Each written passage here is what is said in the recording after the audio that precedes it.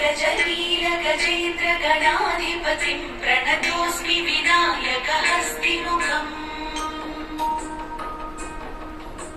सुरसुर गणपति सुन्दरकेशं ऋषि ऋषि गणपति यज्ञसमानम् भव भव गणपति पद्मशरीरं जय जय गणपति दिव्य नमस्ते गजमुखवक्त्रं गिरिजापुत्रं गणगुणमित्रं गणपतिमीशप्रियम् परशुं कङ्कणपाणिं कवलितपद्मरुचिं सुरपतिवन्द्यं सुन्दरवक्त्रं सुरचितमणिमकुटम्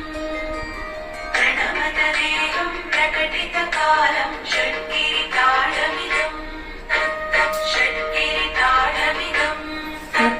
षड्गिरिताडमिदम्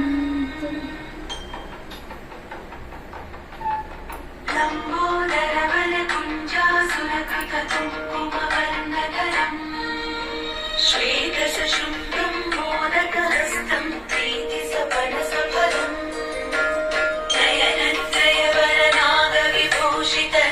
नयनत्रयवरनागविभूषितनानागणपतितं तत्तत् नयनत्रयवरनागविभूषितनानागणपतितं तत्तत् नानागणपतितं तत्तत् नानागणपतितम्